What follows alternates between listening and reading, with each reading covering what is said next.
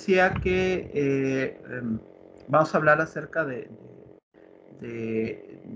este capítulo décimo del segundo libro, que se refiere de los libros, que habla acerca de los hábitos intelectuales de Montaigne, y habla de esta parte de su castillo, que resulta ser la parte favorita, ¿no? En el privilegio que tiene Montaigne de poder dedicarse a la lectura, ¿no? Que es el sueño de cualquiera de nosotros, ¿no? Cualquiera de los que estamos aquí en el área de humanidades, dejar la vida política o los afanes por mantener la subsistencia y dedicarse al sueño aristotélico del bios teoreticos o la vida teórica, ¿no? Eso es así como que muy... que es un logro así que no todo mundo puede, ¿no? Pero Montaigne, en el espíritu que lo anima, señala muy claramente que el uso que hace de ese rincón es un uso que no tiene como una finalidad, digamos, práctica, en el sentido de que vaya a obtener algo más allá del mero placer de la lectura, ¿no? De hecho, los criterios de sus lecturas van de acuerdo justamente a sus gustos, no lee por obligación. Eso es un punto que me parece a mí interesante, ¿no? No lee por obligación, no lee porque tiene que leer, como ahora tenemos que leer muchas cosas por obligación, como al estarnos formando, por ejemplo, tenemos que leer cosas a veces que no nos gustan o que a veces no entendemos, sino que justamente lee por placer, ¿no? Y dice esta frase, ¿no? Con la que empiezo: en los libros solo busco el placer de una distracción honesta, y si estudio, únicamente persigo la ciencia que trata del conocimiento de mí mismo, instruyéndome a morir y vivir bien, ¿sí? Aprender a morir y vivir bien. O sea, ¿cuál es el objetivo? El objetivo fundamental es el placer, es este goce en la lectura, y que esta lectura vaya de acuerdo a este ideal estético de la vida de Montaigne, ¿no? Se trata de aprender a vivir bien, ¿sí? Que implica aprender a morir bien, ¿no? Porque como veremos también en otro de los capítulos, que se llama que filosofar es aprender a morir, bueno, los libros son estos recursos, son estos autores, estas historias, estas narrativas que me ayudan a estar consciente más de mí mismo, que me ayudan a vivir de la mejor manera posible, y en ese sentido es que contribuyen al goce y al placer de mi propia existencia. Además, como yo decía, Montaigne elige los libros, elige los autores, evidentemente en ese catálogo de los autores favoritos de Montaigne, aunque conoce algunos de los textos de su época o de la tradición de su época, se refiere básicamente a los autores de la tradición clásica, ¿no? Y entonces nombres como César, Tácito, Salustio, filósofos y políticos como Cicerón, Séneca, y en particular Plutarco, son de los autores favoritos que cita. También menciona bastante a Virgilio, a Horacio, a Lucrecio, a Cátulo, a Lucano, a Terencio, a Marcial, es decir, autores latinos, y obviamente también menciona a autores griegos, aunque como ya hemos señalado, no conoce el griego más que en términos genéricos, y el latín sí lo conoce pues perfectamente por su formación. Entonces, bajo esta idea de que finalmente la lectura tiene como finalidad el goce y tiene como finalidad el enriquecimiento de la propia existencia, la visión de Montaigne de la vida, por un lado se encuentra definida con esta idea de que vivir es pensar y meditar, ¿sí? Pensar y meditar, meditar ¿sobre qué? Meditar sobre la propia existencia. Y otro rasgo también, que creo yo está presente en Montaigne, es que no afirma en ningún momento ser experto en ninguno de los temas, ¿no? También señala en este capítulo que vamos a comentar que parte de una cierta ignorancia que él reconoce como constitutiva de su propia condición y que acude a los clásicos, que acude a estas lecturas como quien acude a su amigo, como quien acude a escuchar la voz del otro, ¿no? Y aprovecha aquello que venga en bien para su propia causa, por así decirlo, ¿no? Pero también dice que el asunto de la lectura, no sé cómo les pase a ustedes, es un asunto también incluso que tiene que ver con el humor en el que uno está, ¿no? A veces, no sé, es decir, los sentimientos, los pensamientos, las sensaciones definen mucho el asunto de nuestros gustos. Si un día amanecemos con ganas de estar leyendo, no sé, a Octavio Paz o a José Emilio Pacheco, o un día amanecemos con el gusto y la paciencia de leer a Sor Juana, o otro día estamos dramáticos y queremos leer el Otelo de Shakespeare. En fin, la lectura es este tipo de ejercicio intelectual que tiene que ver con un estado emocional. La selección de las lecturas tiene que ver con ese estado emocional y también tiene que ver con estos altibajos de nuestra vida y de nuestro carácter, ¿no? Y a veces empezamos a leer algo y lo dejamos a medias, sea porque lo que estamos leyendo perdió el atractivo, sea porque no nos concentramos lo suficiente y lo dejamos de lado y lo retomamos posteriormente o no lo retomamos. De hecho, ustedes lo saben, siempre tendremos en nuestra casa más libros que podremos leer alguna vez, ¿no? Y siempre el ejercicio de la lectura será una especie de proyecto, de deseo, porque nunca vamos a acabar de leer todo lo que quisiéramos leer, ¿no? Sin embargo, pues, el hecho de tener una biblioteca, de poder acudir a estas lecturas en el momento que se quiera y con un sentido no pragmático de necesidad, sino más bien de deseo, creo que define estas notas características cómo ve Montaigne la cuestión de la lectura como ejercicio de formación para la vida. Otro punto que quería decir, que Montaigne nunca se dice, como ahora es muy común, o nunca se afirma a sí mismo como un lector experto, ¿no? Como alguien que conoce a profundidad, ¿no? Sino que aprovecha aquello que de aprovechable le pueda dar un texto, pero que como ha confesado, al no ser experto de nada, siempre estar en la disposición de aprender de todo, ¿no? En este sentido, se retrata a sí mismo como un lector atento, siempre abierto a estas posibilidades del aprendizaje. Voy a estar leyendo algunas partes y en el momento que ustedes consideren me pueden ir interrumpiendo ahí donde crean que pueden aportar algo, ¿no? Eh, Sin duda hablo a veces de cosas que han tratado mejor y con más verdad los maestros de los respectivos oficios.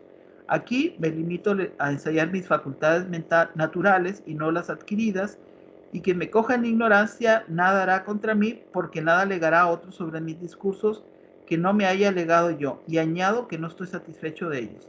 Quien ande en busca de ciencia, fíjense lo que dice, quien ande en busca de ciencia, cójala donde se aloje, que yo no profeso tenerla, ¿sí? Es decir, aquí está la primera intención que les decía.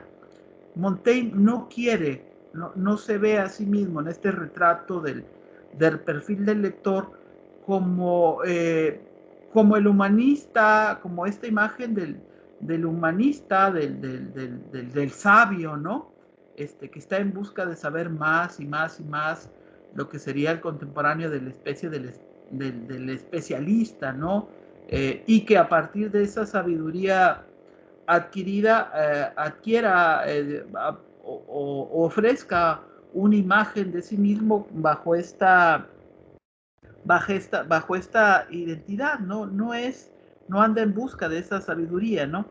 Estas, continuó, son solamente mis fantasías con las que no pretendo hacer conocer las cosas, sino hacerme conocer yo. Nuevamente son los libros, aquellos instrumentos que yo voy a utilizar, refiriéndome a las historias de los otros que finalmente de algún modo siempre van a ser espejo, como un medio del conocimiento de mí mismo. Nunca apartarse pues desde esta perspectiva de que esta lectura hace referencia a este principio fundamental del cuidado de sí, ¿no? Quien anda en busca, perdón, quizás ciertas materias me sean conocidas alguna vez o quizás me lo hayan sido ya, según la fortuna me lleve o haya llevado allí donde son sabidas, pero no me acuerdo. Si soy un hombre de algunas lecturas, lo soy de nula memoria. Pues también está esta perspectiva, también, insisto, de modestia, y que tiene que ver también con lo distraído y con lo inconstante, con lo inconstante que uno puede hacer, ¿no? Así no garantizo certeza en nada. Ese es el principio antropológico, ya lo decíamos, ¿no? No garantizo certeza en nada, salvo la de hacer saber hasta qué punto llegan los conocimientos que tengo en esta hora.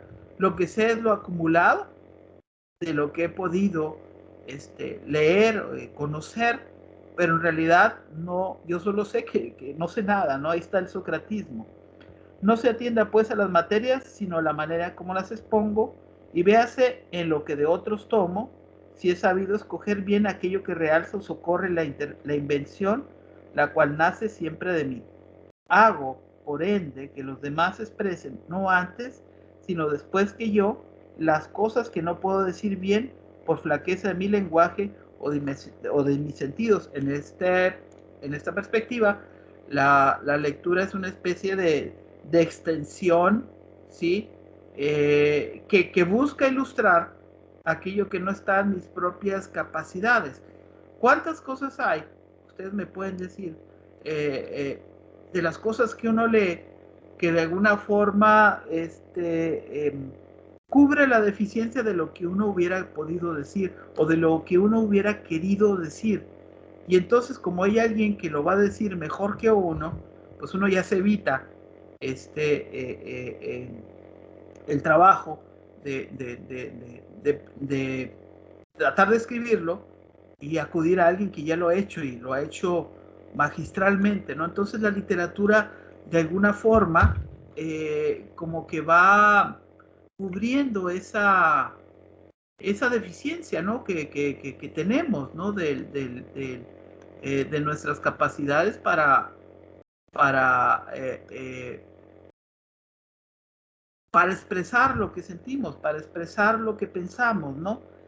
Afortunadamente, en ese sentido puede ser entendida como una especie de herramienta o de extensión de aquello que yo soy o de aquello que yo busco. En las citas que aduzco me atengo al peso y no a la cantidad. No se trata, otra vez, fíjense cómo estoy haciendo esta lectura, pero cada cosa que va afirmando Montaigne pues da para este proceso de interpretación. Vuelvo al asunto. No se trata como diría el filósofo, la mucha erudición no enseña sabiduría, ¿sí? Las muchas citas no me hacen mejor investigador. La mucha exposición no me hace mejor persona. Las muchas imágenes no me hacen mejor político, ¿sí? Pero aquí el asunto respecto al tema que nos ocupa es solamente cito lo necesario, porque si yo lo puedo explicar, porque lo he aprendido también en buena medida de los otros, ¿para qué lleno de datos superfluos aquello que se puede explicar sencillamente? Acudimos a los libros allí, pues, insisto, ahí donde nuestros propios límites exigen ampliar esta capacidad de interpretación, ¿no? Me atengo al peso y no a la cantidad, pues si número hubiese querido, habría doblado los pasajes ajenos que introduzco.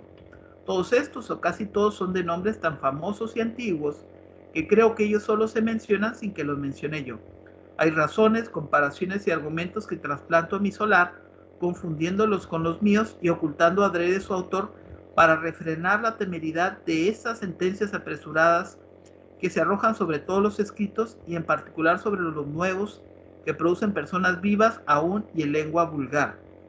Todo el mundo, ojo, todo el mundo crece con facultad para hablar de las obras recientes y para considerarlas comunes en sus designios y concepción. Y así quiero que den un papirotazo a Plutarco en mi nariz o que en mí injurien con ardorosas palabras a Séneca. Debo de tal suerte proteger mi debilidad con esos grandes prestigiosos, ¿no? Y Plutarco y Séneca son autores de cabecera. El segundo, el primero, Plutarco, da una tremenda cuenta acerca de la naturaleza humana, ¿no? Y de la diversidad de situaciones que atraviesan los seres humanos. Y Séneca, como sabemos, este pensador estoico, refiere justamente cómo enfrentar estas adversidades de la vida, ¿no? Gustaríame que alguien me desplumara separando mis plumas de las ajenas. Fíjense cómo aquí va este juego de palabras, ¿no? La expresión. Ya que éstas se reconocen por la claridad de juicio y fuerza y belleza de propósitos. Las ajenas, ¿sí? Las plumas de Plutarco y de Séneca. Porque yo sé medirme bien y cónstame que mi jardín no da flores tan ricas como las que aquí andan sembradas, a las cuales todos mis frutos propios no podrían equivaler. Sin embargo, las utilizo. El ornato, pues, que utilizo también para embellecer aquello mismo que yo soy o que yo pretendo ser. Pronto estoy a confesar si hay vanidad y vicio en mis discusiones, aunque yo no lo note porque es cosa corriente que nuestras faltas escapen a nuestros ojos y el poco juicio no consiste en esto, sino en no darnos cuenta de nuestros defectos cuando otro nos los descubre. Puede haber en vosotros verdad y ciencia, y no juicio. Y también juicio sin ciencia ni verdad. Regresemos a esta frase. Puede haber en vosotros verdad y ciencia. Ser especialistas, ser investigadores, conocer mucho y sin embargo no tener un buen juicio. Vuelvo al punto. La mucha erudición no implica sabiduría para la vida. El mucho conocimiento no implica el desarrollo de un buen juicio. De aquí también se eleva a otra idea que alcanza, creo yo, parte del aspecto en donde Montaigne discurre en torno a la naturaleza de la educación, ¿sí? Y hacia dónde y cuál es el sentido discúlpenme tantito, y cuál es el sentido de la formación humana o hacia dónde se debe dirigir la formación humana, ¿no? Continúo. También juicio sin ciencia ni verdad, ¿sí? También hay verdades simples, necesariamente están revestidas de todos los conocimientos, ¿no? A esas verdades simples que sirven para la vida, quizás les llamamos tradición, ¿verdad? El reconocimiento de la ignorancia, ahí está el socratismo, me parece uno de los mejores y más seguros testimonios de buen juicio. Otra vez, ahí está el posicionamiento. ¿Qué sé? Pues no sé nada, sé muy poco, ¿sí? ¿Qué yo sé? O sea, ¿qué sé? No sé nada. Para alinear mis baterías no tengo más sargento que la fortuna. Tal como mis imaginaciones se me presentan, así las encajo, y ora acuden en multitud, ora se arrastran en fila. Quiero que se vea a mi paso natural y ordinario, por torpe que fuere, me dejo ir tal como me hallo, y por consiguiente no hay aquí asuntos que no me sea permitido ya ignorarlos y hablar de ellos casual y temerariamente. Quisiera tener más perfecta inteligencia de las cosas, pero no quiero comprarla a un precio demasiado alto. Fíjense también esta frase, ¿no? Tenemos una obsesión hoy en día por hacernos especialistas, por tener grados, por tenerlos. Estamos en el tiempo donde hay un culto a la formación excesiva. Mientras más sepas, mientras más especialista seas, y nos pasamos la vida, a veces demasiado obsesivamente, queriendo obtener un grado académico, queriendo ser doctores, por ejemplo, y no pensamos muy bien todo lo que está en juego. El otro día leí una nota de una exalumna, alguna vez fue alumna mía en la facultad, donde ella dice, pues, ¿saben qué? En principio pensé que sí iba a poder hacer este proyecto, estaba refiriéndose a una maestría, pero luego me puse a pensar que si este proyecto no me consumía demasiado tiempo de mi propia vida, tiempo que podía dedicarlo justamente a otras cosas que me son igual de gratas e igual de importantes, ¿sí? ¿Por qué voy a sacrificar mi vida por algo que me ha presentado tantas complejidades y tantas dificultades, ¿sí? Y de lo cual yo no estoy muy seguro? Y entonces le contestaban, ¿no? Le decían, bueno, pues me parece bien. Yo le, yo le decía, bueno, que primero está la vida, que primero está vivir, y luego todo lo demás, ¿no? Y sobre todo que en estos tiempos primero estaba la vida y luego todo lo demás, y que no debemos perseguir obsesivamente el conocimiento por el conocimiento, o porque nos digan que así debe de ser. Ninguna cosa la debemos de perseguir porque nos digan que así debe ser, o que esto es lo que debemos hacer, o que esto es lo que está esperando la sociedad de mí.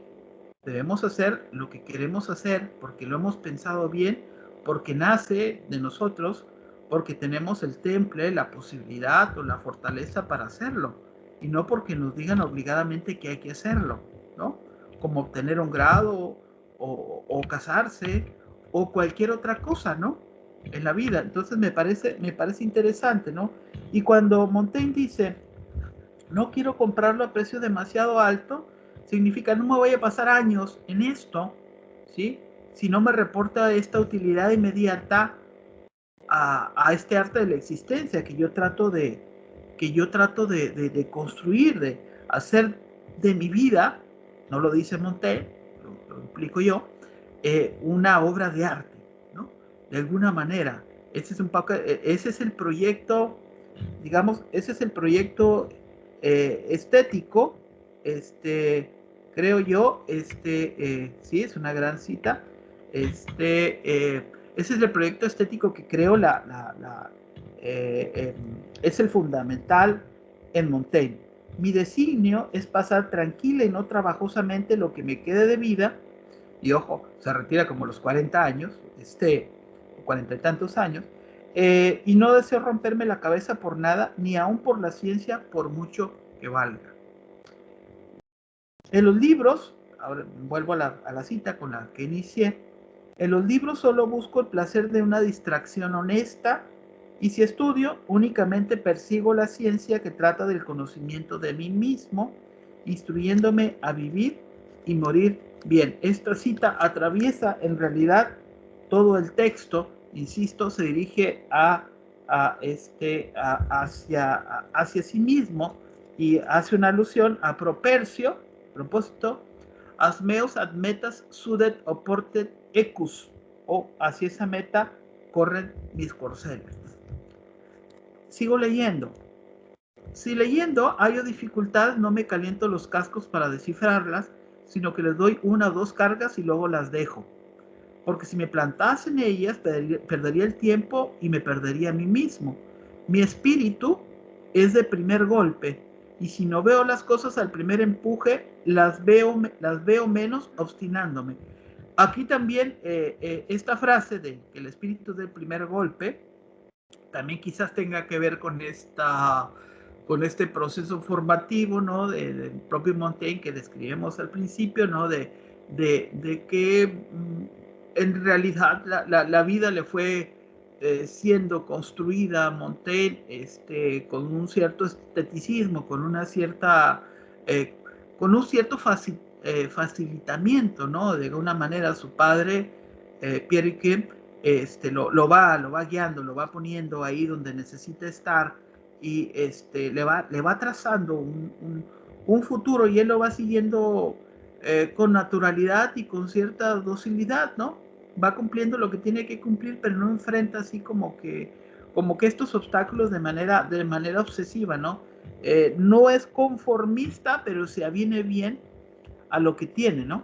Nada hago sin alegría, esa frase me parece muy destacada, nada hago sin alegría, y la continuación y retención muy prietas ofuscan, cansan y entristecen mi juicio. Y fíjense que me parece muy propio este asunto de no hacer nada con alegría, de hacer todo con alegría, no hacer nada con alegría, porque la alegría es justamente esta fuerza vital que me permite el goce, ¿no? Si yo hago las cosas sin ese espíritu de alegría, entonces ¿cuál sería la utilidad que me va a rendir esta actividad sobre mí mismo? Yo decía, a propósito de estas clases virtuales, que cuando están ahí como testigos mudos, no participativos y pasivos, es igual que esto que critica Montaigne. Están prácticamente sin alegría. Y hacer las cosas sin alegría es no generarles ningún sentido. De aquí que el estudio, aunque sea de goce, que debe ser de goce, debe ser una actividad placentera, ¿no? Eso es importante, ¿no? Mi vista se confunde y disipa, pues de retirarla y solo vuelvo a fijar las sacudidas al modo que se aconseja hacer para apreciar el brillo de la escarlata. Cuando un libro me enfada, tomo otro y solo leo las horas en que el fastidio del ocio comienza a pesarme. Otra frase, no me ocupo en las obras nuevas porque las antiguas me parecen más plenas y firmes, ni en las griegas porque mi criterio no sea fruta de una comprensión principiante y pueril de esa lengua. Entonces, pues sí, de alguna manera, si ya todo está dicho y está mejor dicho en los clásicos, ¿por qué tendría que ocuparme de la novedad en ese sentido, ¿no? Que de novedad quizás para Montaigne no tendría mucho. Uno podría quizás hoy, en este tiempo moderno, diferir un tanto de este comentario, pero sin embargo, si el modelo está ya construido, ¿por qué voy a estar experimentando? Si hay algo que me da goce y con lo que estoy familiarizado y que acaso los libros son como estos amigos a los que uno continuamente acude, ¿por qué habría de volcarme en aquello que tiene tonos insospechados, aquello que no sé exactamente a dónde me va a llevar y aquello que quizás no me guste, ¿no? Entre los libros de mero placer hallo entre los modernos el de Cameron, de Boccaccio, Gargantua y Pantagruel de Rabelais, y los besos de Juan II, dignos de que uno se entretenga con ellos. Los amadices y toda clase de escritos no me han atraído ni aun en la infancia. Y añado, atrevido temerariamente, que esta mi alma vieja y crasa no se deja seducir por Ariosto. Ariosto es el autor, creo yo, de Orlando Furioso o Rolando Furioso, este relato caballeresco, ¿no? A ver qué dice Patricio, qué gracioso que no le gusten las novelas de caballería. Pues es que quizás no le gustaban las novelas de caballería, Patricio, porque porque él mismo era muy, muy malo para montar, ¿no? O sea, a pesar de que viajó y todo lo demás, no se veía a sí mismo como un gran jinete, ¿no? Pero sí está raro, ¿no? En algún sentido, ¿no? Es un poco así como si la novela Caballería, pues quizás implica la aventura. No sé si sea porque Montaigne, después de ese viaje que hace, cree que ya no hay necesidad de ninguna otra aventura, ¿no? Y que ya se ha conformado con lo que ha vivido. No es que la vida sea como podríamos expresarlo ahora en la modernidad, así como Baudelaire y demás, que la vida sea como una continua aventura, ¿no? Sino que más bien hay como un periodo de aventura y ya el otro periodo es este periodo donde uno empieza a gozar las cosas con tranquilidad, ¿no? Vejez le llaman, ¿no? Madurez también le llaman, aunque bueno, esto siempre será relativo, ¿no? Bueno, no se deja seducir por Ariosto ni siquiera por Ovidio, cuyas invenciones y facilidad que antaño me encantaron, hoy apenas me divierten, ¿no? Pues ahí está ese criterio selectivo, qué gusta, qué no gusta, qué leo, qué no leo. Otra cuestión que me parece también importante, la idea de la afirmación de la libertad de opinar sobre todo lo que leo. O sea, no, si Montaigne es no un libertino, ¿no? Es al menos sí un espíritu libre en este sentido. No se guarda nada de sí mismo, ni teme decir las cosas como son, aunque quizás de repente por algún prurito moral no vaya un poquito más allá de lo que insinúa, ¿no? Como todo buen francés, sus relatos son picarescos, hay otras intenciones que están expresadas ahí, pero se contiene un poquito. Al final de cuentas sabe que lo que está escribiendo, lo que está revelando de sí mismo, otros lo van a leer y deja quizás a los otros ese peso para interpretar aquello que solamente sugirió, pero sin duda la libertad de espíritu es lo esencial. Si nosotros estamos atados a los prejuicios, y Montaigne quiere deshacerse continuamente de los prejuicios en el ejercicio de la lectura, entonces ¿cuándo vamos a ser libres? Ese es parte del problema. Necesitamos la lectura, los libros, la cultura y la formación. Lo que deben hacer es contribuir justamente a la libertad personal y no disminuir esta libertad personal. Este principio también me parece muy válido y lo dice de esta forma: expongo libremente mi opinión sobre todas las cosas, incluso aquellas que quizás rebasan mi capacidad y no pertenecen a mi jurisdicción, porque nada de lo humano me es ajeno finalmente, y aunque no sea experto en nada, algo puedo afirmar de las cosas, porque en mis opiniones pretendo dar la medida de mi visión y no la de las cosas. Fíjense, ¿a qué remite esto? El hombre es la medida de todas las cosas, ¿no? De las que han sido y de las que serán. No puedo decir otra cosa, ¿no? Solamente puedo hablar por mí mismo, de cómo veo las cosas y no identifico mi punto de vista con la realidad de las cosas, sino con mi aproximación, ¿no? Cuando hallo que me disgusta el Axioco de Platón, y este Axioco se refiere a uno de los libros apócrifos, ¿no? Es del pseudo Platón, como obra pobre para su autor, mi criterio no lo admite, porque no es tan desenfadado que se oponga a la autoridad de tantos y tan famosos juicios antiguos a los que considera sus maestros e instructores. Antes bien, se reprende a sí mismo y se condena por detenerse en la superficie cuando no puede penetrar al fondo o por mirar las cosas por algún falso brillo. Procura, mi criterio, precaverse solo contra toda perturbación y desarreglo. Fíjense este principio que nos recuerda, pues nos recuerda los ejercicios estoicos, nos recuerda Epicteto, nos recuerda Marco Aurelio, nos recuerda Séneca, ¿no? Nos recuerda este estado de búsqueda de la ataraxia, de la paz y de la tranquilidad, ¿no? Precaverse contra toda perturbación, se dice fácil. Es más difícil, por supuesto, cuando estás en la vida pública, participando como alcalde de tu ciudad o en el parlamento, pues tener como dice Séneca, esta imperturbabilidad del alma. Pero no es que acaso quizás la lectura, la literatura, los libros sean esos medios gracias a los cuales podemos tener, así sea por breves instantes, estos pequeños instantes de imperturbabilidad, ¿sí?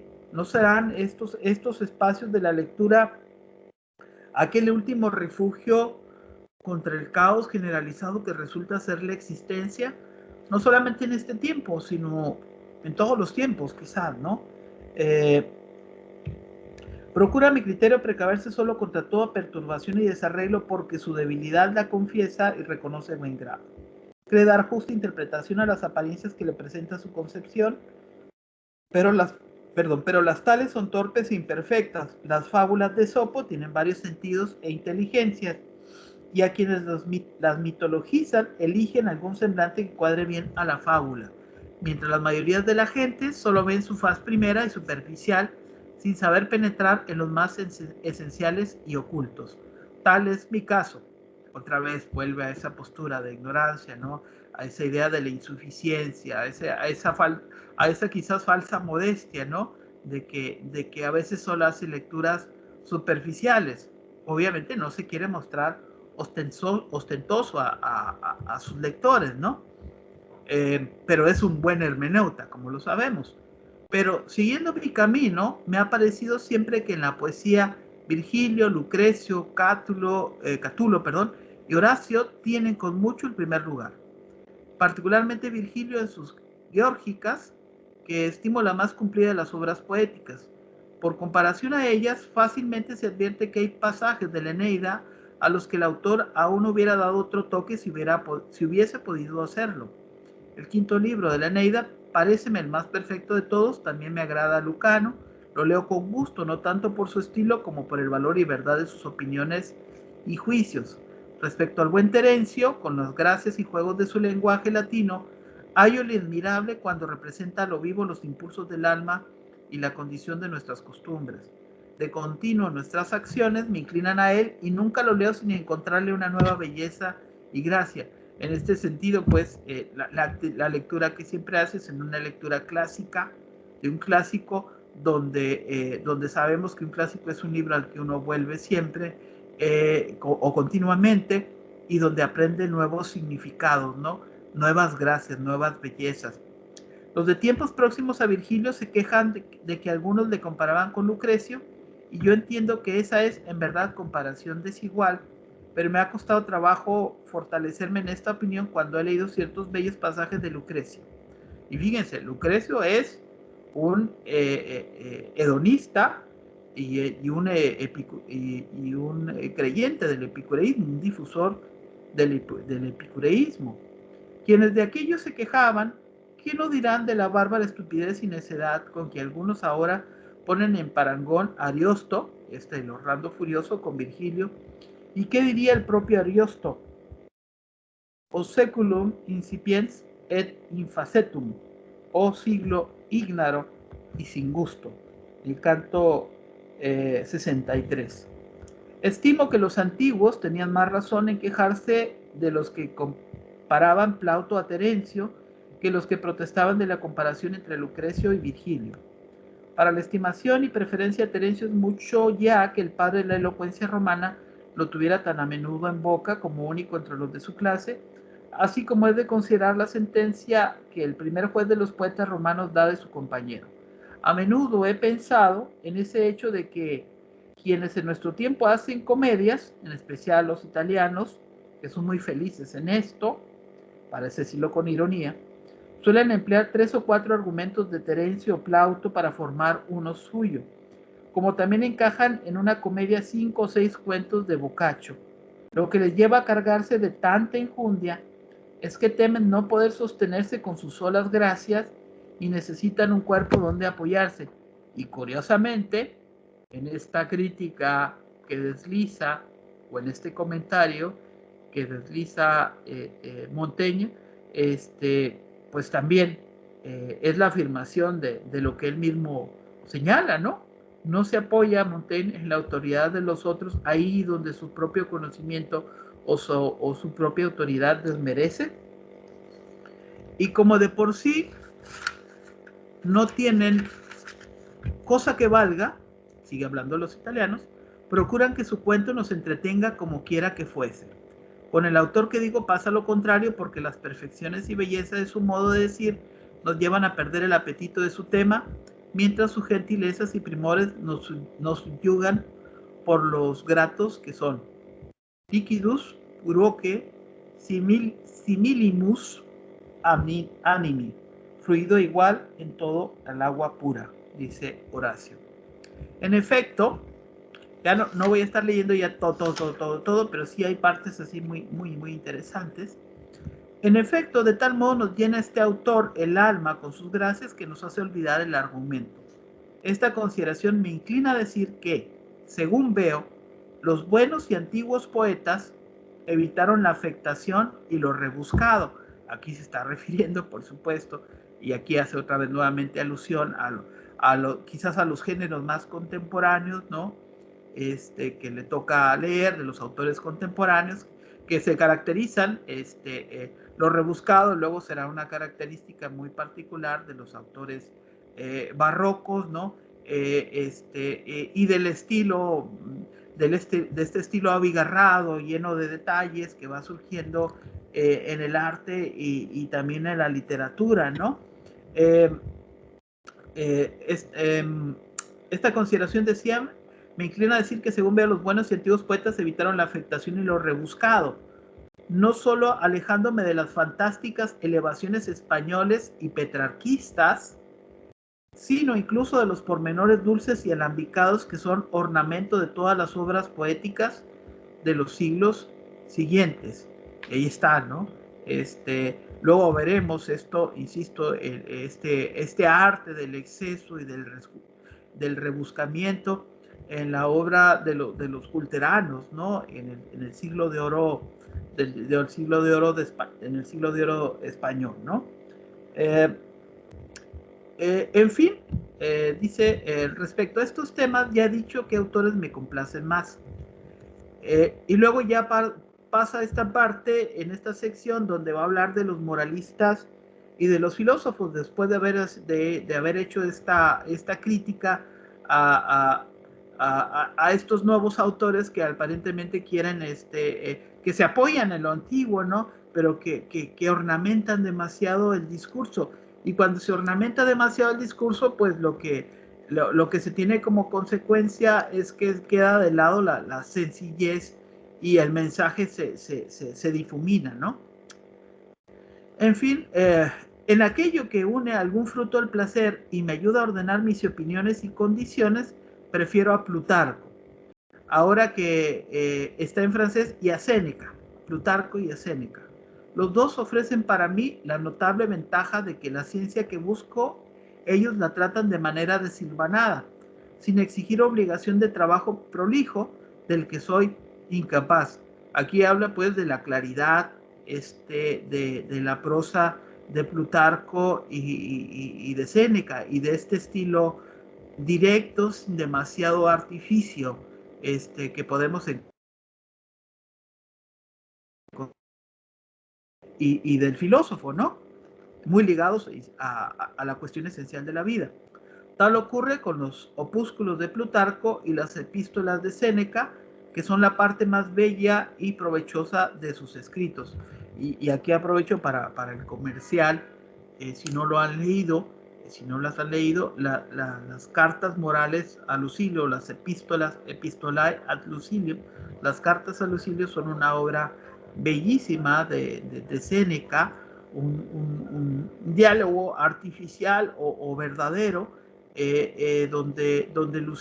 donde Séneca va comentándole a Lucilio aspectos de su vida, donde hacen un intercambio o un aparente intercambio epistolar, y donde Séneca le va dando consejos y lo va instruyendo en el ánimo, lo va haciendo reflexionar acerca de lo valioso de de las posesiones del conocimiento que tiene, le va refiriendo a autores, en fin, hay muchas cosas también, hace reflexiones y disquisiciones muy interesantes acerca de la naturaleza de la amistad, reflexiones que luego también trata en otros lugares, en otros tratados, sobre la muerte, sobre la fugacidad de la existencia, sobre el arte y la cultura, sobre la política, sobre la economía, en fin, varias cosas que encontramos en esas cartas a Lucilio, que es una obra bellísima que recomiendo muchísimo, ¿no? A propósito, ad latere de lo que estoy leyendo, ¿no? Poco esfuerzo necesito para cometerlos y además los dejo cuando me place, porque son piezas que no tienen sucesión ni dependencia unas de otras. Estos autores coinciden en las más de las opiniones útiles y verdaderas, ya que su fortuna les hizo nacer en el mismo siglo, los dos fueron preceptores de emperadores romanos, los dos procedían de países extranjeros y los dos fueron ricos y poderosos. Sus enseñanzas son la flor de la filosofía y están presentadas de manera sencilla y pertinente, como debería ser, según yo, el discurso filosófico, ¿no? Sencillo y pertinente y no con tantos adornos como a veces sucede, ¿no? Plutarco es más uniforme y constante, Séneca más ondulante y diverso. Este se afana, hiergue y endurece para armar a la virtud contra la debilidad, el temor y los apetitos viciosos. El otro no estima tanto sus esfuerzos y desdeña apresurar su paso y ponerse en guardia. Plutarco tiene opiniones platónicas, dulces y acomodables a la sociedad civil, mientras Séneca las profesa estoicas y epicúreas y más alejadas del uso común, si bien a mi juicio más ventajosas en particular y más firmes. Séneca parece doblegarse un poco a la tiranía de los emperadores de entonces porque tengo por cierto que solo con criterio forzado condena la causa de los generosos matadores de César. En cambio, Plutarco es libre siempre. Séneca abunda en ocurrencias y finuras, Plutarco en cosas. Aquel nos caldea y conmueve, este nos contenta más y nos recompensa mejor. Él nos guía mientras el otro nos prueba. Vean la lectura tan profunda de poder aquilatar la obra de estos pensadores y filósofos, este moralista y de este filósofo, que sin duda conoce a profundidad, que como hemos dicho, le son queridos, le son caros, le son útiles, ¿sí? Y de los cuales puede establecer un juicio en función de la utilidad que le han reportado, ¿no? Y de la interpretación que hace de ellos. Las obras de Cicerón, aquí con Cicerón va a ser otra cosa, ¿no? Recordemos Cicerón, el estatuto de Cicerón y el tiempo de Cicerón, que es el defensor, ya está en la parte final de la República Romana, le toca un periodo de ya debilitamiento de la República, que también es consustancial a la extensión de aquello que se va conformando ya como un imperio, y donde las grandes virtudes latinas pues se van rindiendo, digamos, al realismo que la política tiene en todos los tiempos históricos y los intereses a partir de los cuales se materializa lo político. Cicerón es un homus novus, un homo novus, un hombre nuevo, es alguien que va escalando posiciones, que va acercándose al poder gradualmente, ¿no? Y que sabemos luego tiene una trascendencia muy importante, llega a ser cónsul, llega a varias posiciones, denuncia una conjura, la famosa, que luego lo escriben los famosos discursos de las catilinarias, y propone el modelo del orador perfecto y las características que debe tener el orador, ¿no? Que debe ser, aparte de un experto en este arte, debe de conocer de la filosofía, debe de ser, de tener una suma de virtudes, ¿no? Para triunfar en la vida política. De Cicerón sabemos también, estoy haciendo un excurso sobre Cicerón, un poco para que la formación de Cicerón es básicamente ecléctica, ¿no? Que conoce en parte a Posidonio, que conoce en parte la formación del estoicismo, y algunas interpretaciones quizás no tan ajustadas del epicureísmo, eh, y conoce en términos generales lo que hay que conocer de filosofía, y de la vida cultural, para digamos, tener un nombre y hacerse de una presencia y de una fama. Eh, Otro aspecto destacable en este perfil de la vida de Cicerón quizás resida en que él plantea una idea que a mí me parece está cercana también al pensamiento estoico. Eh, eh, Esta idea de que hay que tener una especie de equilibrio en la existencia. Aquí van a ver la analogía con el propio Montaigne, porque por un lado hay que cumplir con la obligación política, es decir, esta vida pública o esta vida política donde hay que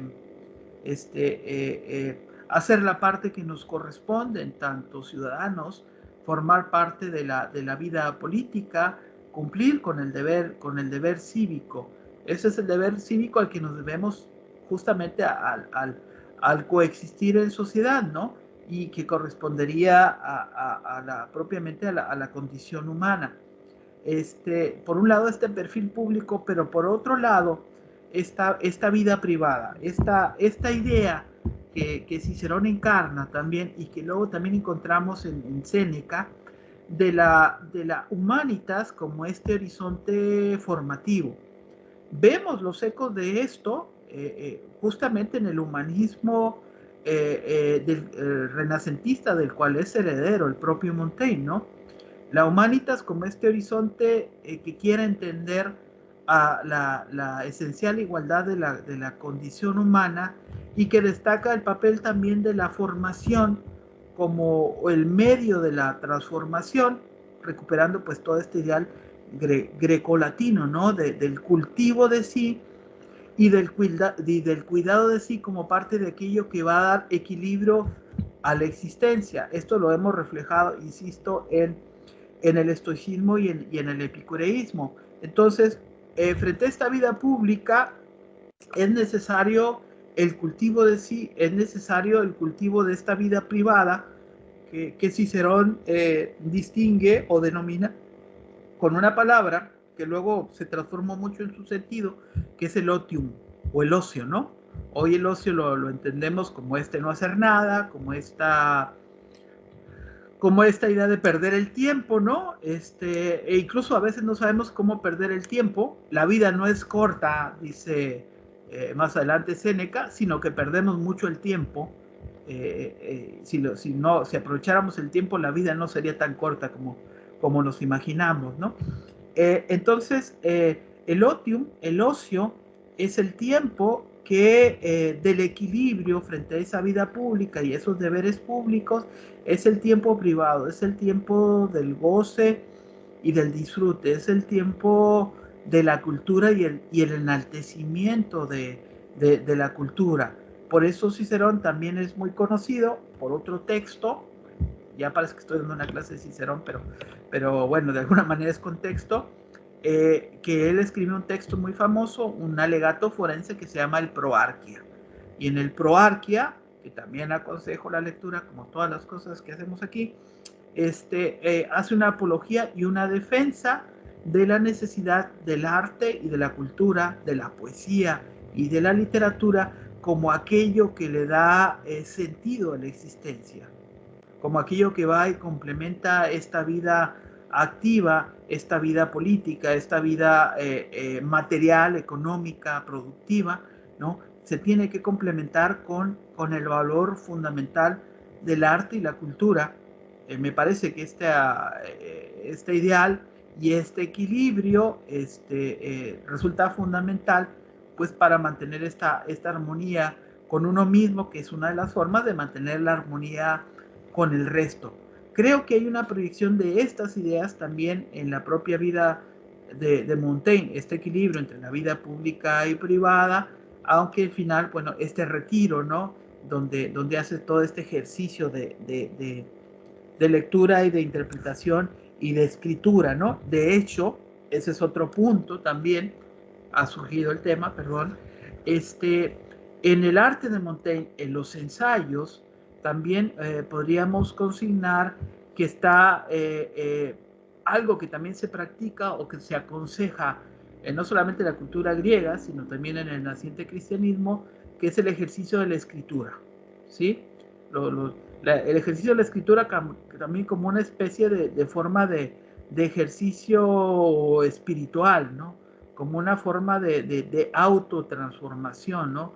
De la autoescritura como parte de este ejercicio de autotransformación, diríamos con este sentido terapéutico, ¿no? Que puede tener la escritura como forma de autoconocimiento, de autoexploración y también una cierta forma de liberación o de emancipación.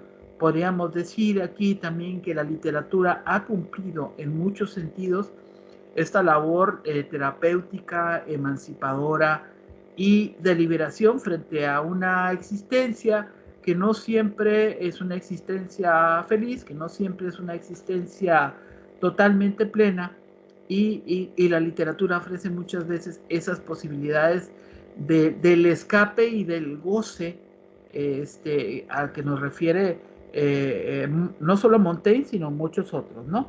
Bueno, después de este discurso que pido perdón, bueno, eso sirve para criterio para ver qué es lo que opina Montaigne sobre Cicerón.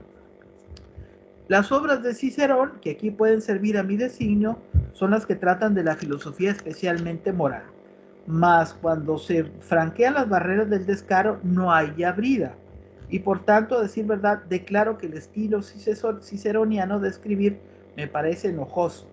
Y asimismo todas sus maneras, ya que sus prefacios, definiciones, particiones y etimologías consumen la mayor parte de sus obras y la vida y esencia de estas quedan sofocadas con tanta prolijidad de preparativos. Tanto antecedente, pues nuevamente coincide con esa crítica del barroquismo, petrarquista, ¿no? Tanto prolegómeno para llegar a la cosa le parece a Montaigne un tanto enfadoso, ¿no? El discurso forense, ya lo sabemos, bueno, o lo saben más bien los que están en el ámbito jurídico, plantea a nivel de la retórica una serie de operaciones, ¿no? Exordio y quién sabe qué, ¿no? Una serie de momentos propios de la argumentación retórica que alguna vez leí, pero que he olvidado, ¿no? Que confieso he olvidado. Cuando empleo una hora en leer a Cicerón, lo que es mucho para mí, y luego quiero recordar el jugo y las sustancias sacados, hallo que casi todo es viento, porque aún no ha llegado el autor a los argumentos que sirven a su propósito y a las razones que afectan propiamente la clave que busca. Y vuelve a recalcar Montaigne, yo no quiero sino trocarme en más discreto y no en más sabio o elocuente. Y esas ordenaciones lógicas y aristotélicas no me cuadran. ¿Por qué? Porque Montaigne no se ve, no tiene necesidad, ni quiere ser, ni quiere parecer, ni quiere imitar esas formas de argumentación y ese discurso del orador ideal, ¿no? Finalmente el orador, como el político, aunque ahora cada vez con menos talento y más descaro, lo que quiere es incidir en los otros, ¿cómo se diría? Se me va la palabra, influir, persuadir o convencer y persuadir, dependiendo de la distancia que haya entre uno y otro concepto, ¿no? Y para ello, pues, a veces el orador pues, puede convertirse en lo que Platón denunciaba como un sofista que hace un uso maravilloso y al mismo tiempo engañoso de la palabra, ¿no? Son cosas como para ponerse a pensar. Deseo que se empiece por el punto extremo y como entiendo muy bien lo que son la muerte y la voluptuosidad, no me place que se entretengan en desmenuzarlas. Persigo razones buenas y firmes que me ayuden a sostener mi esfuerzo.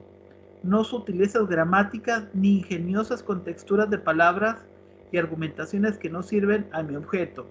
Ahora sí que directamente a lo que necesito, ¿no? Diría Montaigne. Quiero discursos que desde el principio carguen contra el punto más fuerte de la duda. Mientras los de Cicerón son buenos para la escuela, el tribunal o el púlpito, lugares donde tenemos espacio para dormirnos y de encontrar al despertarnos un cuarto de hora después el hilo de la cuestión. Quizás no lo diga, lo sugiere, pero yo les preguntaría a ustedes que están aquí, para que no se piense que esto es nada más un soliloquio, ¿cuáles son los lugares donde nos dormimos? ¿O qué es lo que está sugiriendo ahí? Bueno, a veces nos dormimos en la clase, de acuerdo, ya lo dijo, ¿no? Como parece que sucede últimamente con este asunto de tener que estar trabajando por estas vías, ¿no? Pero ¿dónde más nos dormimos? A ver, ¿qué opinan? Carla, Patricio, Mariana, nos dormimos en misa. No lo dice, ¿sí? ¿Por qué? Sí, en la iglesia. ¿Verdad? Sí, bueno, pues ven, ¿cómo no lo dice? Pero pues hay que reconocerlo, ¿no? ¿Por qué? Porque el discurso de la misa es bien ritualizado. Porque básicamente es lo mismo con algunas variantes, ¿no? Ojo, no estoy estableciendo con esto una crítica feroz, simplemente estoy diciendo que es así. Porque la tradición es así, porque se trata, porque es un porque es un dispositivo, ¿no? ¿Sí?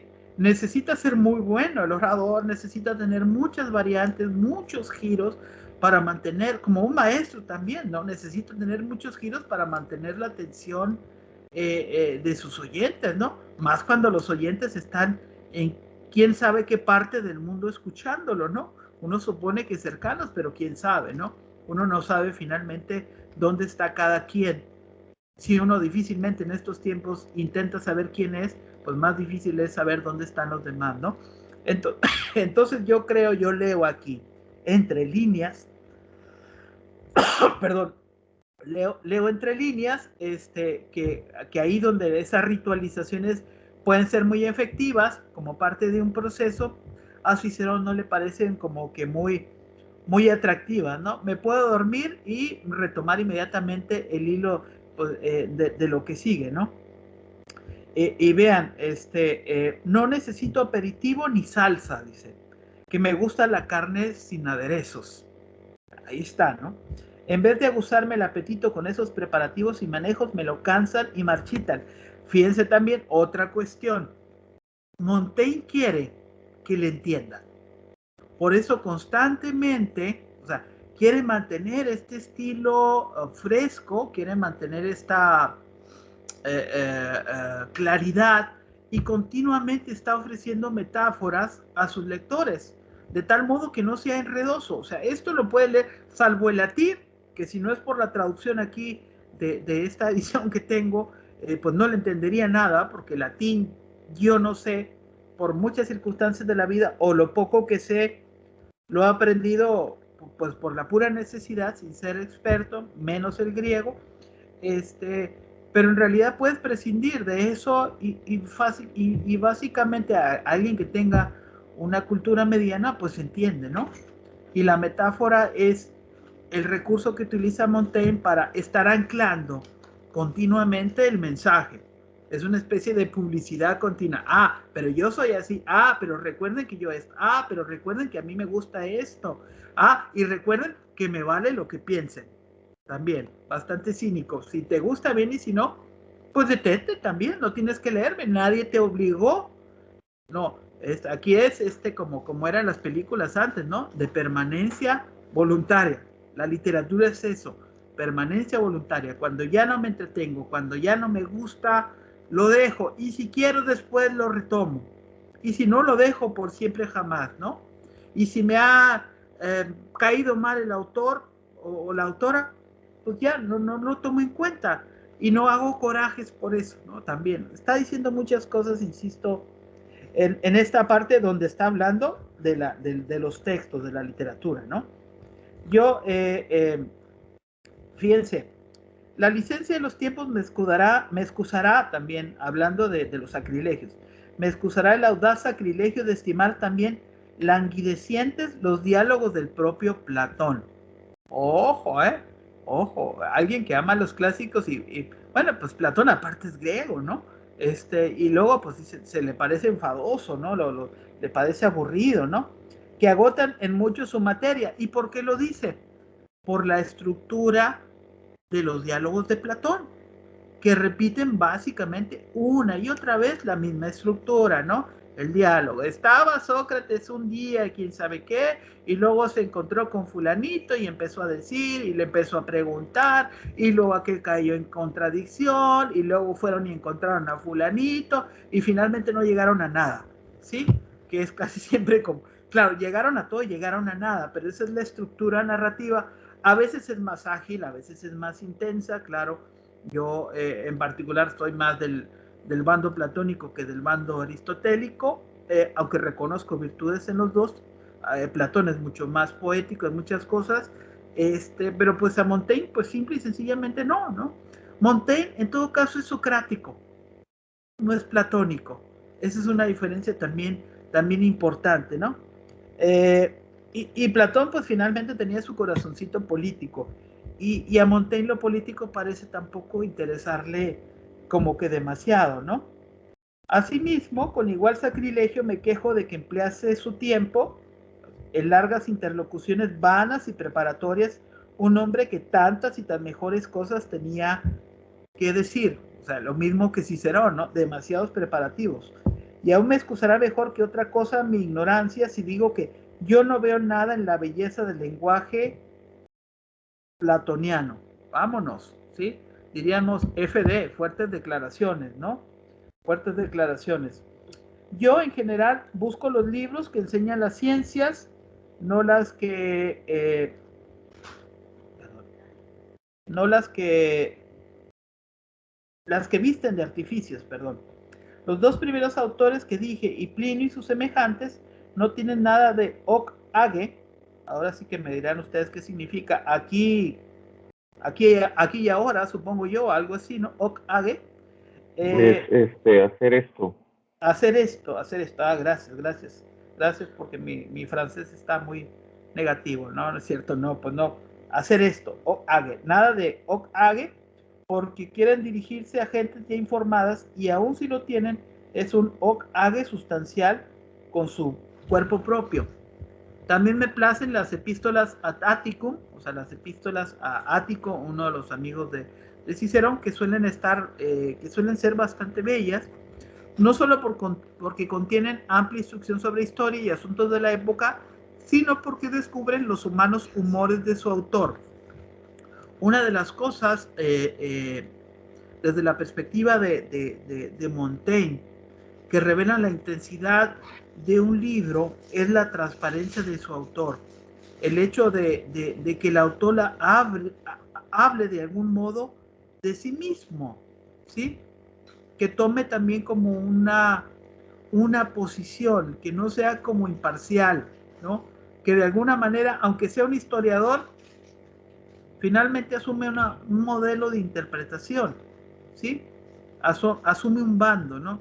No creería Montaigne en esta imparcialidad, en una lectura imparcial de las cosas, en una lectura imparcial desde lo literario. Eso es imposible. Uno se va y se alinea con aquello que le gusta, con aquello que lo convence, ¿sí? Con el estilo poético que le llama la atención, ¿no? Porque descubre los humanos humores de su autor, ya que, como dije antes, experimento su singular curiosidad por conocer el alma y los sinceros juicios de mis escritores. Por juicio común, ya estoy en la parte final, sé que Cicerón, aparte de su ciencia, no tenía gran excelencia en su alma. Miren la crítica. Era ciudadano probo y de carácter bondadoso, según suelen ser los hombres gordos y robustos como él era. Pero no será mentir decir que poesía en abundancia, molicie y vanidad ambiciosa. Si se quiere excusarle de haber resuelto publicar sus versos, adviértase que hacer versos malos no es de gran imperfección, pero sí lo fue no reparar en que eran indignos de la gloria de su nombre. Fíjense también ahí cómo está esa crítica, ¿no? Quizás también nos diga qué caso tiene si tú eres bueno en esto, que se estés experimentando en esto otro, donde te expones al ridículo, ¿no? A veces uno hace esas cosas, confieso que yo las he hecho. Aunque en mi defensa puedo alegar que no sé en qué soy bueno y por eso estoy buscando aquí y allá, ¿no? Su elocuencia, desde luego, rayó en incomparable y no creo que nadie le iguale en ello nunca. Eh, y luego va en la parte final, habla sobre los historiadores, que esa es otra, digamos, otra de sus aficiones, ¿no? Le gustan mucho los relatos de historia, las descripciones que vienen adjuntas a los relatos históricos, ¿no? Y los posicionamientos de los historiadores. Los historiadores, dice, son mis preferidos por lo amenos. En ellos aparece a veces más vivo y entero que en lugar alguno el hombre cuyo conocimiento me propongo, con la variedad y verdad de sus condiciones internas, en conjunto y al pormenor, y con la diversidad de sus recursos y de los accidentes que le amenazaban. Quienes escriben vidas ajenas me parecen los más acertados porque se ocupan más en el consejo que en los hechos, en lo de dentro que lo de fuera. Y por eso, en todos los sentidos, mi gran autor es Plutarco, ¿sí? Porque en este sentido de historiador, da un relato vívido, completo, los hechos, aquello que acontece en un relato, tienen sentido en la medida que van revelando, pues, la personalidad de la figura a que están refiriendo. Y los detalles personales, en verdad, como hemos visto aquí en Montaigne, constituyen lo más grande de un autor, de un poeta, de un historiador o de un filósofo, ¿no? En esto del estudio de historias deben repasarse todos los autores viejos y nuevos, nacionales y extranjeros, para aprender las cosas de que distintamente tratan. Aquí también podríamos extrapolar y decir lo importante que es desde el oficio del historiador, desde el oficio de historiar, el cultivo de las fuentes. Las fuentes diversas van configurando un retrato más fidedigno de una historia o de un personaje que se quiere describir. César en particular me parece digno de estudio, no solo por la sabiduría de sus historias, sino por él mismo. Recordemos que Julio César, escribe La Guerra de las Galias, ¿no? Y da una descripción muy interesante.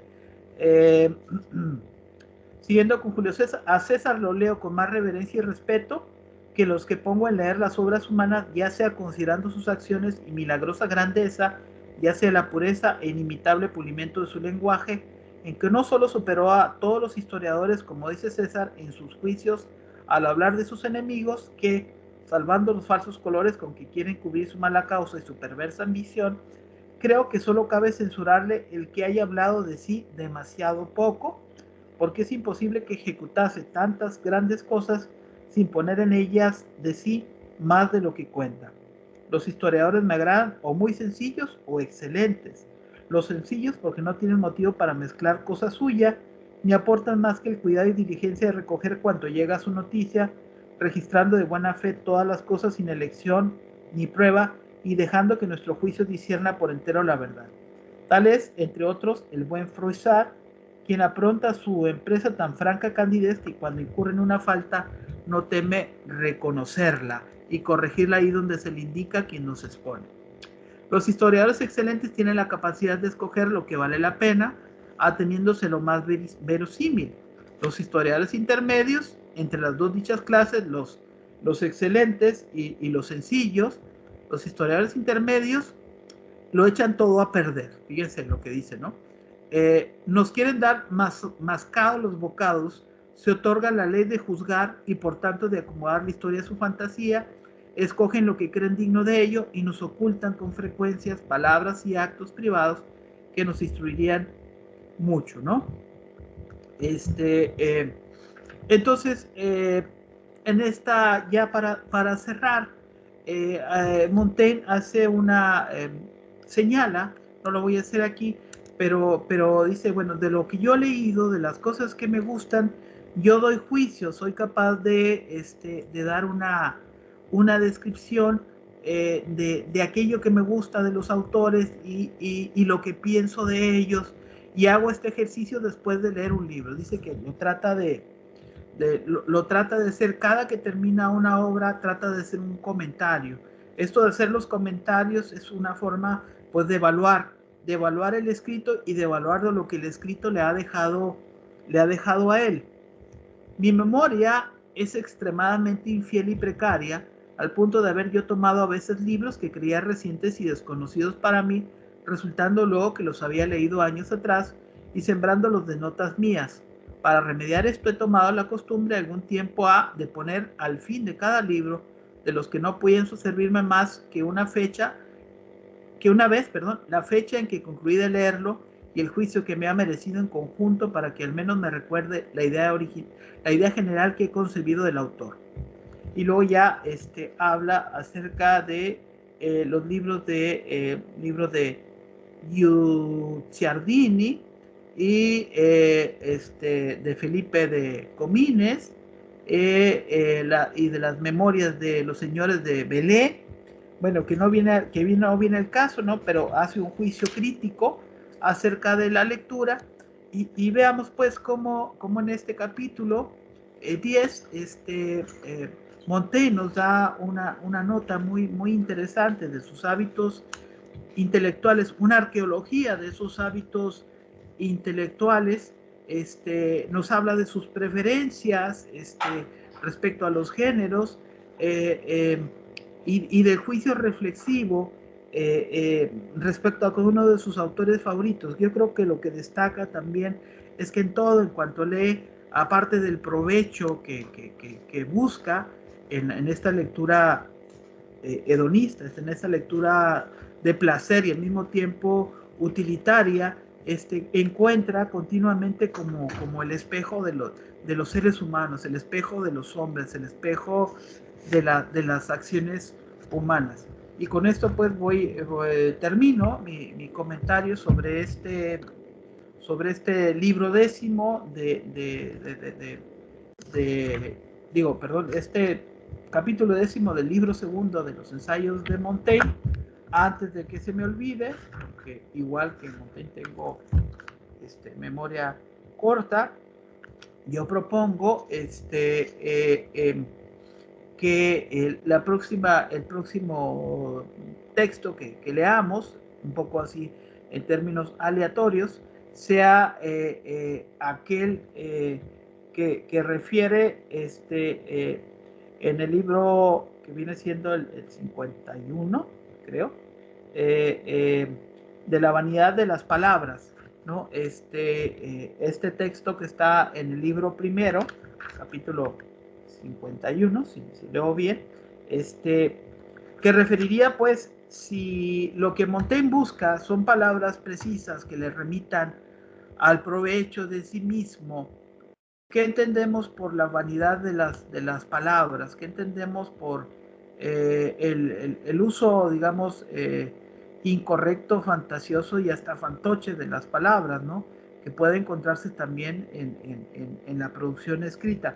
Veamos un poco, yo propongo este ejercicio de lectura para que me hagan el favor de leerlo, pero antes de eso, pues, después de esta larga perorata, ya les he dicho que pueden interrumpirme cuanto quieran, comentarios, preguntas, observaciones de esto que hemos estado leyendo, porque no puede ser de otra, ¿no? Más que leerlo directamente y tratar de interpretarlo, bueno, de este ejercicio del día de hoy. Elías, Carla, Patricio. Buenas noches, profesor. Mariana, buenas noches. Y luego Mariana. Sí, bueno, justamente como lo mencionó usted en un principio, esta tendencia socrática de Montaigne de expresarse, ¿no? De no saber nada o de aparentar no saberlo. Un carácter ecléctico, también diría yo. cierto punto con todos estos autores que él menciona. Y algo más, pues bueno, el uso bueno, entre líneas, el uso de fuentes primarias, creo que también sería bueno resaltar ahí. Y la crítica que hace a Cicerón también parece bastante interesante, pero sobre todo este carácter socrático que tiene y paradójicamente criticando a Platón, ¿no? Es como criticar la tradición, justamente, ¿no? Y atreverse un poco, ¿no? Pero pues sí es interesante, ¿no? Pues sí, algo que es muy farragoso. Lo que pasa es que la crítica es a un cierto modo de concebir la filosofía como demasiado, a veces demasiado farragosa, poco directa. Eh, a veces hay mucha impaciencia también en Montaigne, ¿no? Los diálogos de Platón se tienen que leer varias veces y tienen que leer con paciencia, ¿no? Pero Montaigne no se decía a sí mismo como filósofo, no se identificaba como filósofo, ¿no? Aunque lo fuera, de cierta forma, ¿no? Y aparte, pues se vale discrepar. No todo el mundo se va a aprender con la estructura filosófica de los diálogos, ¿no? Si no existieran los analíticos que les encantan Kripke y les encantan todos estos Wittgenstein y demás, ¿no? Que no suelen ser así como muy románticos a la hora de la escritura filosófica, ¿no? Entonces hay una variedad también de posibles estilos filosóficos que son válidos. Hay una diferencia notable simplemente entre Platón y Aristóteles, ¿no? Eh,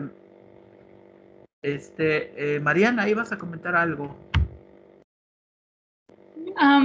Sí, es más una pregunta, porque hace poquito traté de empezar a leer a Montaigne para pues ponerme al corriente con las clases, y empecé con este texto que nos puso primero de introducción a Montaigne, pero justo en el mismo texto dice algo como, bueno, ir a las fuentes primarias, ¿no? Y si queremos leer a Montaigne, entonces dejar de darnos rodeos, ¿no? Y ir a leer directamente a Montaigne, ¿no? Entonces fue lo que hice.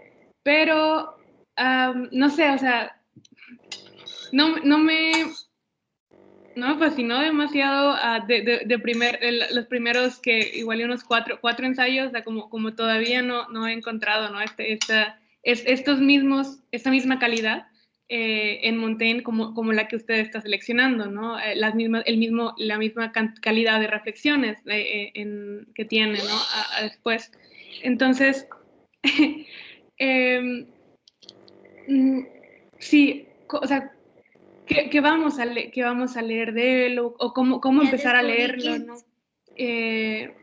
No importa. No pasa nada. Sí, Sí, entiendo un poquito tu confusión, ¿no? Bueno, en el programa que ahí está, hay una especie de criterio general, ¿no? Que marca más o menos los momentos que vamos a ver, ¿no? Empezamos con un perfil de Montaigne. Yo diría también que a Montaigne, para leerlo un poquito más apasionadamente, casi te diría que a veces es como un asunto de edad, ¿no? De poder comprender ciertas situaciones, ¿no? O poder ponerse en el lugar de él también, ¿no?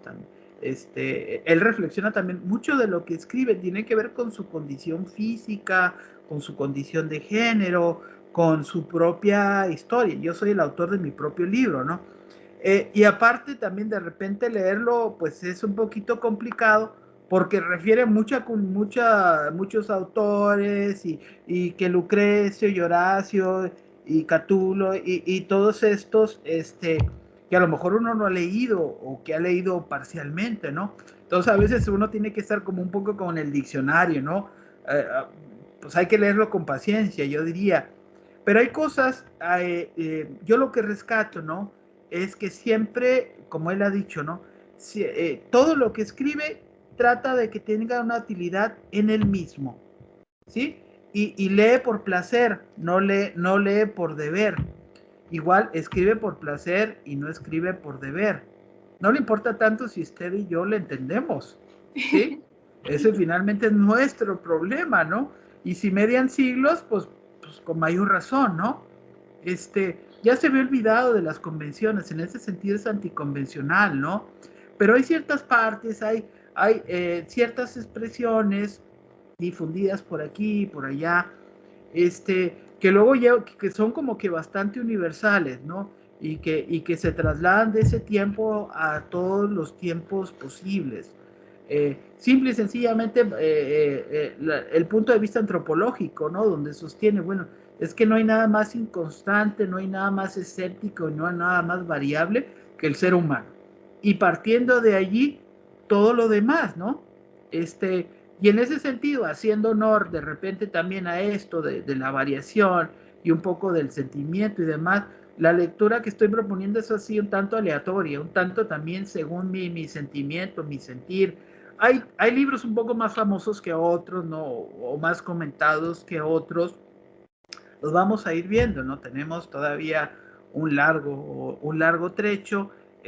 Tampoco es fácil, de repente ponerse a leer normalmente lo que yo hago es escribir un texto, pero escribir el texto me supone días, ¿sí? Entonces lo que hago es hacer un ejercicio de lectura y hacer un ejercicio de interpretación y estarlo adosando con comentarios y notas y demás y un poco unir mi propia experiencia a tratar de entender algunas cosas y destacar algunas cosas, ¿no?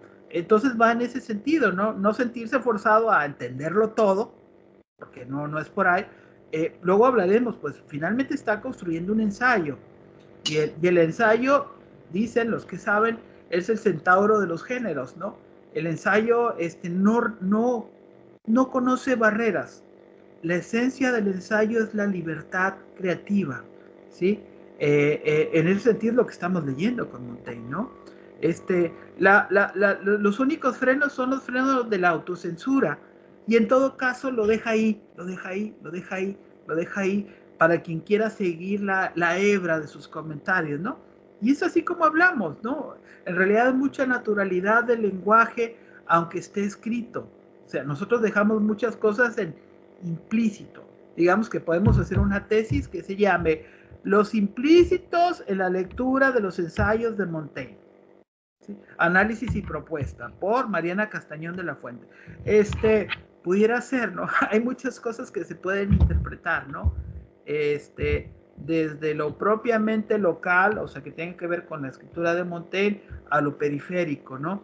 Y a mí me gusta mucho ese juego, ¿no? Que se hace de las interpretaciones y de los distintos Montaignes que se pueden encontrar, ¿no? Cada historia es como, cada narración refiere a un capítulo de su vida, refiere a algo que piensa y también refiere a sus contradicciones, también las vamos encontrando. Y eso es lo que hace humano a un personaje. Y aparte, creo yo, nos da tips, nos dice cosas sobre la literatura, sobre el arte de la escritura, sobre el franc-parler, ¿no? Esta libertad de la palabra que resulta tan esencial en este tiempo, ya refiriéndonos a este tiempo, de tanta simulación y de tanto artilugio, donde todo el mundo es poeta, ¿no? Ahora tú ves, ¿no? Hoy hay un webinar con los poetas fulanitos y sutanitos. Ay, caramba, ¿de dónde saltaron tantos poetas, no? Así como las piedras salta un poeta. Quizás es envidia mía, ¿no? Sobre todo, ¿no? Porque no lo soy, y es algo de las cosas que no quisiera, pero de repente es así, ¿no? También hay mucha simulación, ¿no? Y de hecho la industria cultural es mucha simulación también, ¿no? Y muchos intereses de por medio.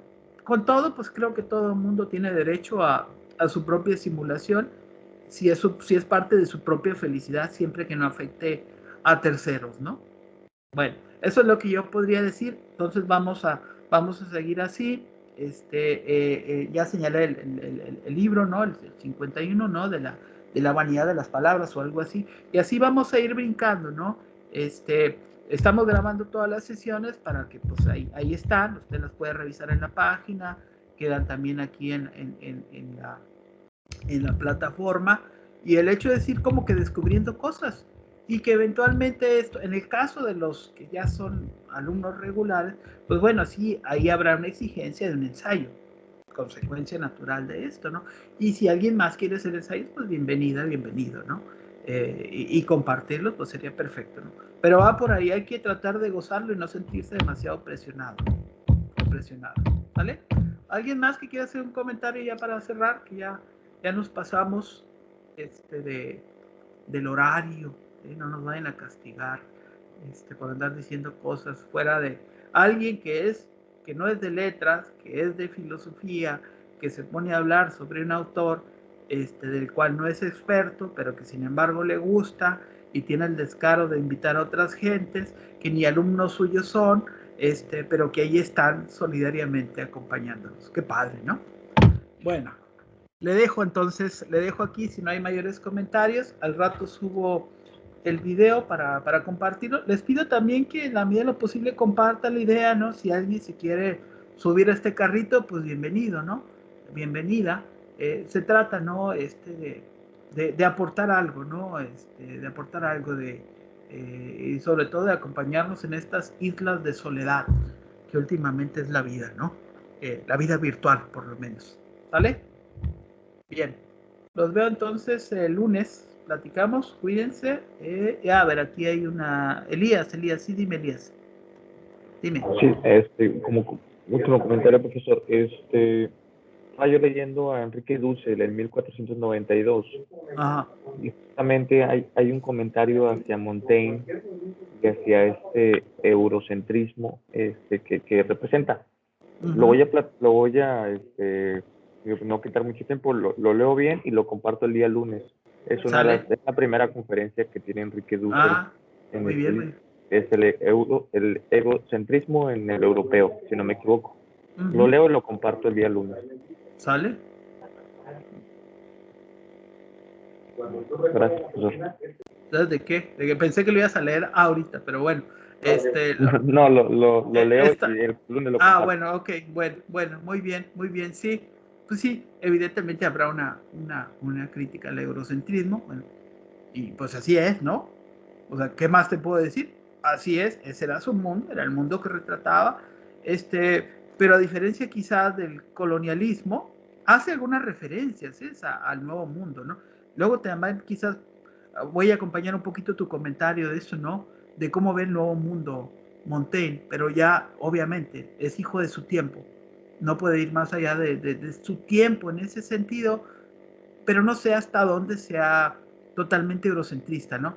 Quizás hay que ver el libro que refiere sobre los caníbales, creo que se llama algo así, y de los mitos que se van construyendo en torno a la Nueva España.